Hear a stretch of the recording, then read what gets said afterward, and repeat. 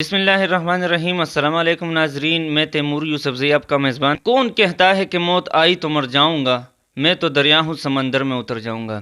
تو یقیناً جو تاریخی لوگ ہوتے ہیں اور معاشرے اور معاش کو پہچاننے والے اصل لوگ ہوتے ہیں اور عالم دین جو کہ اپنی زندگی حضور صلی اللہ علیہ وسلم کے سنت کے مطابق اور اللہ کے احکامات کے مطابق گزارتے ہیں، وہ کبھی بھی نہیں مرتے، وہ ہمیشہ دلوں کے اندر زندہ ہوتے ہیں اور ان کا ایک سمندر بن جاتا ہے اور ایک ایک کر کے وہ دریا اس میں اترتے ہیں اور ان کا ایک علم کا سمندر بن جاتا ہے جو کہ پوری دنیا ان کی تاریخیں پھر صدیوں تک پڑھتے ہیں۔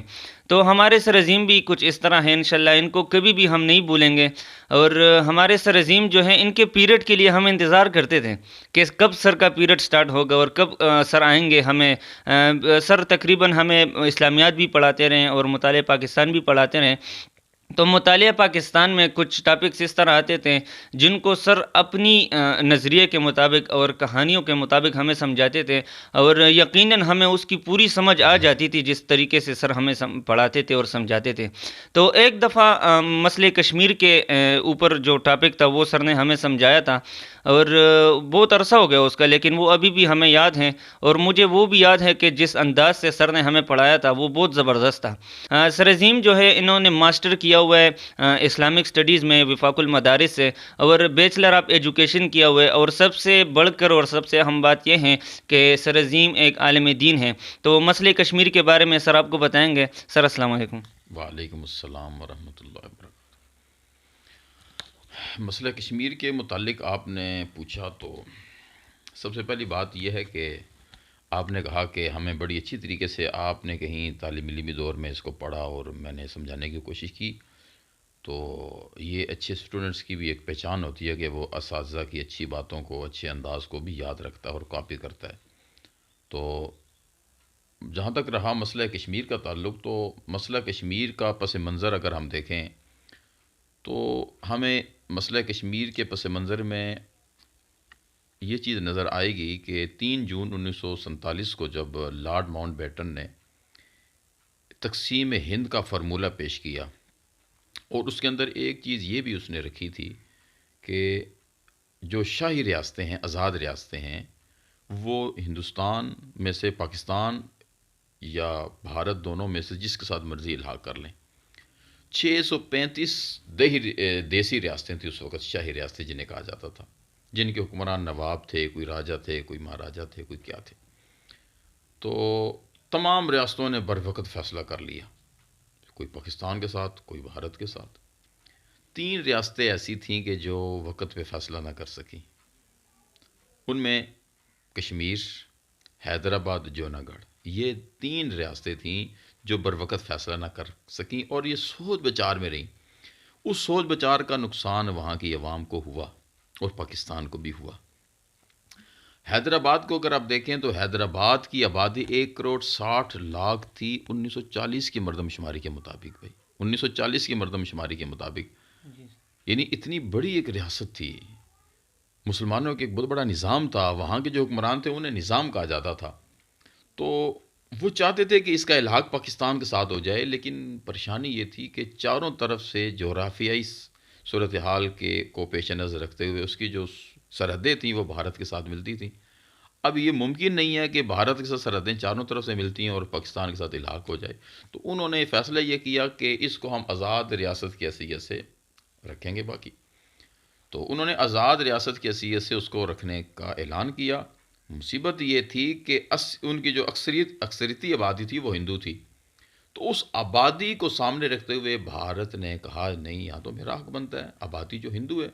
تو اس نے اپنی فوجیں بھارت نے یہاں داخل کر دیں اور ریاست پہ قبضہ کر لیا۔ نظام جو بیچارے حکمران تھے انہوں نے مقابلہ تو کیا، لیکن بالآخر انہوں نے ہتھیار اپنے ڈال کر تو پھر وہ سرنڈر کر لیا اور وہ سارا کا سارا ایریا، وہ ریاست پوری بھارت کے قبضے میں چلی گئی۔ جونا گڑھ جو ریاست تھی اس کے ساتھ بھی یہ ہوا، مسلمان نواب تھے، حکمران وہاں کے نواب مسلمان تھے، عوام جو تھی وہ اکثریت جو ہے نا وہ ہندو تھی۔ تو انہوں نے بھی فیصلہ پاکستان کے ساتھ الحاق کا کیا کہ پاکستان کے ساتھ جو ہے نا اس کا الحاق، اور سگنیچر بھی انہوں نے اس پہ کر دیے، لیکن کیونکہ عوام جو تھی وہ چاہتی تھی کہ بھارت کے ساتھ، تو بھارت نے پھر اس میں اپنی فوجیں داخل کر دیں اور وہاں کی جو حکمرانوں کی صوابدیدی اختیارات تھے ان کو اس نے جو ہے نا وہ روند ڈالا، اور غنڈہ گردی کے ذریعے اس نے اس ریاست پہ قبضہ کر لیا۔ رہی بات جو ہے وہ کشمیر کی، تو اب چاہیے تو یہ تھا کہ اصولاً کشمیر کے ساتھ بھی انہیں دو ریاستوں کی طرح کا معاملہ کر دیا جاتا، تو افسوس والی بات بھی کوئی نہیں تھی۔ کشمیر کی صورتحال یہ تھی کہ کشمیر میں 80% آبادی جو تھی وہ مسلمانوں کی تھی، اکثریتی آبادی مسلمانوں کی تھی، لیکن کشمیر کا جو مہاراجا تھا راجہ ہری سنگھ، وہ کیونکہ پاکستان کے ساتھ الحاق نہیں کرنا چاہتا تھا، وہ چاہتا تھا کہ الحاق اس کا بھارت کے ساتھ ہو جائے، لیکن عوام کے جو جذبات تھے، احساسات تھے، وہ یہ تھے کہ ہمارا الحاق پاکستان کے ساتھ ہو جائے۔ ظاہر ہے مسلمان تھے، نظریہ لا الہ الا اللہ محمد رسول اللہ کے تحت پاکستان مرز وجود میں آیا تھا، اور مسلمان تو اس موج دریا میں بیرون دریا کچھ بھی نہیں، وہ تو پاکستان کے ساتھ الحاق کرنا چاہتے تھے۔ اس وجہ سے انہوں نے راجہ ہری سنگھ کے فیصلے کو عوام نے مسترد کر دیا، اور عوام نے احتجاج شروع کر دیا کہ ہم اس کے فیصلے کو تسلیم کرنے کے لیے تیار نہیں ہیں، ہمارا الحاق پاکستان کے ساتھ کیا جائے۔ اس معاملے کو اور عوام کے احتجاج کو دبانے کے لیے بھارت نے کیا ہوشیاری کی، بھارت نے اپنی فوجیں لا کے کشمیر میں داخل کر دی۔ اب کشمیر میں جب بھارتی فوجیں داخل ہو گئی نا، تو ظاہر ہے کہ عوام تو بیچارے نہتے تھے، عوام کو طاقت کے ذریعے کچلنا چاہا انہوں نے۔ تو قائد اعظم محمد علی جناح رحمۃ اللہ علیہ ایک لمحہ کے لیے بھی کشمیر سے غافل نہیں تھے۔ انہوں نے کہ باوجود اس کے کہ پاکستان کے اس وقت حالات نامساعد، حالات بہت زیادہ تھے، پاکستان میں مہاجرین کا مسئلہ بھی بنا ہوا تھا، پاکستان میں ایڈمنسٹریٹو پرابلم بھی تھے، پاکستان کے اندر جو ہے وہ آپس میں افراتفری کا ایک ماحول بھی تھا، کیونکہ آزادی کے بعد اس ملک کو اپنی جگہ پہ کھڑا کرنا، چلانا ایک اتنا آسان کام تو نہیں تھا۔ اس کے باوجود بھی قائد اعظم محمد علی جناح رحمۃ اللہ علیہ نے فوج کے کمانڈر ان چیف کو حکم دیا، جو کہ انگریز تھے، کہ آپ جو ہے وہ کشمیر جائیں اور بھارتی فوجوں کو جواب دیں، اور عوام ہمارے ساتھ شامل ہونا چاہ رہی ہے۔ لیکن بدقسمتی ہماری یہ تھی، اس وقت پاکستان کے کمانڈر ان چیف جو تھے انہوں نے قائد اعظم محمد علی جناح رحمہ اللہ تعالیٰ کا یہ حکم ماننے سے انکار کر دیا۔ سو انکار کیوں کیا، وہ اس کے پیچھے بہت سی باتیں ہیں۔ انہوں نے اس کا انکار کرنے کے بعد یہ ہوا کہ پھر وہاں کی جو عوام تھی ان کی مدد کے لیے جو قبائل اور کے پی کے صوبہ سرحد کے جو ہمارے پختون بھائی تھے وہ ان کی مدد کے لیے آئے، اور مجاہدین کا ایک لشکر سا تیار ہو گیا۔ وہاں کے مقامی لوگ بھی تھے اور باہر سے پختون حضرات قبائل سے بھی آئے، انہوں نے مسلح جدوجہد شروع کر دی۔ مجاہدین نے اتنی کامیاب جدوجہد مسلح رہی کہ بھارتی فوجوں کو پیچھے دھکیلتے چلے گئے، پیچھے دھکیلتے دھکیلتے آج جو ہمارے پاس آزاد کشمیر کی صورت میں کشمیر موجود ہے نا، یہ مجاہدین کا سارا کارنامہ ہے۔ تو مجاہدین بھارتی فوجوں کو دھکیلتے ہوئے پیچھے جا رہے تھے، بھارت کو خطرہ تھا کہ یہ سارا کشمیر ہم سے لے جائیں گے، تو بھارت فوراً اس معاملے کو لے کر کے اقوام متحدہ میں چلا گیا، اور اقوام متحدہ میں جا کے چیخا اور چلایا کہ جو ہے نا وہ ہمارے درمیان جو ہے نا وہ اقوام متحدہ کردار ادا کرے۔ اقوام متحدہ آیا اور اس نے پاکستان سے درخواست کی کہ ان لوگوں کو روکا جائے، اور جو ہے نا میں اس مسئلے کو خود حل کروں گی۔ اور اقوام متحدہ نے حل کیا کرنا تھا؟ اقوام متحدہ نے اس میں ریفرنڈم کروانا تھا، استصواب رائے کروانا تھا، عوام سے پوچھنا تھا کہ عوام کیا چاہتی ہے، عوام پاکستان کے ساتھ رہنا چاہتی ہے، بھارت کے ساتھ رہنا چاہتی ہے۔ تو ہم نے کہا بسم اللہ، اچھی بات ہے، کیونکہ پاکستان کو قوی امید تھی کہ یہ کشمیر کی جو عوام ہے یہ پاکستان کے ساتھ الحاق کرنا چاہتی ہے۔ اس وجہ سے ہم نے اس فیصلے کو، اقوام متحدہ کے فیصلے کو تسلیم کر لیا۔ پاکستان ویسے بھی امن پسند ملک ہے، ہمیشہ اس طرح کے فیصلوں کو پاکستان تسلیم کرتا چلا آ رہا ہے اور کر رہا ہے ابھی تک۔ اقوام متحدہ نے 1948 میں جنوری 1948 کے اندر جنگ بندی تو کروا دی، اس وعدے کے ساتھ جنگ بندی کرائی، اس معاملے کی ضمانت اقوام متحدہ نے اٹھائی کہ میں یہاں ریفرنڈم کرواؤں گا، استصواب رائے۔ لیکن افسوس کی بات یہ ہے کہ آج 73 سال گزر چکے، اقوام متحدہ جو ہے اس معاملے کو جوں کا توں اس نے وہاں لٹکایا ہوا ہے، اور اس معاملے کو جو ہے وہ حل کرنے کی طرف سب سے بڑا بھی جو اگر کردار ادا کر رہا ہے تو وہ اقوام متحدہ ہی کو کرنا ہے۔ کیوں؟ جو معاملہ جہاں سے روکا جاتا ہے پھر وہیں سے سٹارٹ کیا جاتا ہے نا۔ اس معاملے کے اندر جو رکاوٹ پیدا آئی ہے وہ اقوام متحدہ کے کردار کی وجہ سے رکاوٹ پیدا آئی ہے، تو اقوام متحدہ ہی یہاں کردار ادا کرے گی تو یہ رکاوٹ دور ہوگی، اور یہ معاملہ جا کر کے اپنے منہج کو پہنچے گا، اور یہ معاملہ جا کر کے حل ہوگا۔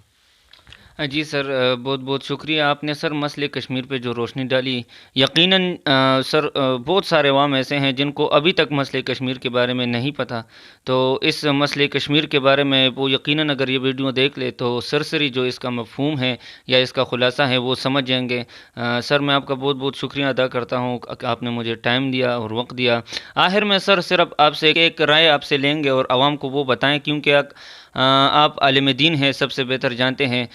سر یہ میں تقریباً 2-3 انٹرویوز میں نے وائرس پہ اور ماسک پہ لی ہیں، تو یہ لوگ بالکل جو سر وہ جو مانتے ہی نہیں ہے، کہتے ہیں یہ وائرس کو اس نام کا کوئی چیز ہے ہی نہیں، اور ہم ماسک پہ یقین نہیں کرتے، ہم اللہ پہ یقین کرتے ہیں۔ تو سر جو چیز اللہ کی طرف سے ہے تو وہ انسان کو فائدہ بھی دے سکتے ہیں، نقصان بھی دے سکتے ہیں، تو جو مطلب اللہ نے یہ تو سر نہیں کہا کہ آپ اپنی حفاظت نہ کریں، تو اس کے بارے میں تھوڑی سی اس کے اوپر روشنی ڈالے، عوام کو تھوڑا سا وہ بیدار کرے کہ یہ ماسک پہننا یہ اسلام کے خلاف نہیں ہے، اسلام آپ کو یہ اجازت دیتا ہے۔ بسم اللہ الرحمن الرحیم۔ اللہ فرماتے ہیں نا قرآن کریم کے اندر، لا تلقوا بایدیکم الی التہلکۃ، ایمان والو اپنے آپ کو اپنے ہاتھوں سے ہلاکت میں مت ڈالو۔ بیماری بھی اللہ کی طرف سے آتی ہے، پریشانی بھی اللہ کی طرف سے آتی ہے، اور یہ پریشانی اور بیماری یہ حقیقت ہے۔ اگر آپ اپنے بزرگوں کو دیکھیں، پوچھیں، جو ہم نے اپنے بزرگوں سے سنا ہے کہ طاعون کی جب ہندوستان میں مرض اور بیماری پھیلی تھی تو ایک ایک وقت میں 100 جنازے کے گھر سے اٹھتے تھے۔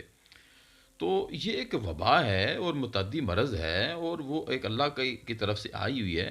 اس کے لیے ہم نے دونوں ہتھیار استعمال کرنے ہیں۔ وہ دونوں ہتھیار کون سے ہیں؟ ایک توکل علی اللہ، اللہ کی ذات پہ بھروسہ کرنا ہے۔ کیوں؟ اللہ کی ذات کے بغیر کچھ بھی نہیں ہو سکتا، ایک پتا بھی نہیں گر سکتا۔ لیکن ساتھ ہی ہمیں اسباب اختیار کرنا، اس کا بھی حکم ہمیں اللہ نے دیا ہے، اللہ کے رسول صلی اللہ علیہ وسلم نے دیا ہے۔ اب جذام کے مریض سے آپ صلی اللہ علیہ وسلم نے فرمایا دور رہو۔ اب جذام کا مریض کیا ہے؟ یہ کوڑ کا مرض ہے، جذام کا مرض ہے، یہ لگتا ہے۔ آپ صلی اللہ علیہ وسلم نے اس سے بچنے کی ترغیب دی ہے۔ تو کوئی بھی جو متعدی مرض ہے اسے آپ صلی اللہ علیہ وسلم نے بچنے کی ترغیب بھی دی ہے، لیکن ساتھ یہ بھی فرمایا ہے کہ اسی کے اوپر بھروسہ نہ کر لیا جائے، بلکہ اللہ کی ذات پہ بھی توکل کیا جائے۔ تو اسباب کے دائرۂ کار کے اندر ماسک کا پہننا یہ بھی ضروری ہے، اس کو ایک علاج سمجھ کے پہنا جائے، احتیاط کے طور پر اس کو پہنا جائے۔ باقی توکل اللہ کی ذات پہ کیا جائے کہ اللہ کی ذات ہی بیماری لگانے والی ہے اور وہی ذات اس سے بچانے والی ہے۔ لیکن اسباب کو اختیار نہ کرنا اور کہنا کہ کرونا کوئی بھی نہیں ہے، سب کچھ ہے، تو یہ ساری کی ساری بے وقوفانہ باتیں ہیں، جاہلانہ باتیں ہیں۔ ہمیں اسباب کو بھی اختیار کرنا چاہیے اور ساتھ اللہ کی ذات پہ توکل بھی کرنا چاہیے۔ دونوں چیزوں کو سامنے رکھتے ہوئے جو انسان چلتا ہے نا، اعتدال اسی کو کہتے ہیں نا۔ شریعت ہمیں اعتدال سکھاتی ہے، ہمیں کسی چیز کے اندر مبالغہ آرائی اور ہمیں غلو کرنے سے شریعت منع کرتی ہے۔ وَكَذَلِكَ جَعَلْنَاكُمْ أُمَّةً وَسَطًا، اللہ فرماتے ہیں ہم نے آپ کو امت وسط بنایا ہے، یعنی اعتدال والی امت بنایا ہے۔ ہمیں ہر کام میں اعتدال کرنا ہے، اعتدال کا دامن کبھی بھی ہاتھ سے نہیں چھوڑنا ہے۔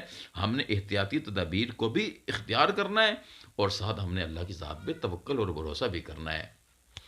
جی جی بہت بہت شکریہ سر، جس طرح آپ نے سنا، اور سر جس طرح مفتی تقی عثمانی صاحب نے بھی فرمایا کہ آپ ماسک پہنا کریں، تو ایک عالم دین سے بہتر جو آپ کو کوئی رائے دے تو اس سے بہتر کوئی رائے نہیں ہو سکتی، اسی پہ عمل کرے۔ اور جس طرح ماسک سر نے آپ کو بتایا تو پلیز اس کو پہنا کرے، یہ کوئی اتنی وہ غلط بات نہیں ہے یا خلاف بات نہیں ہے۔ اللہ کے ذات پہ توکل بھی اچھا ہے اور اسباب کو استعمال بھی کرنا اس حالات کے اندر یہ بھی ضروری ہے۔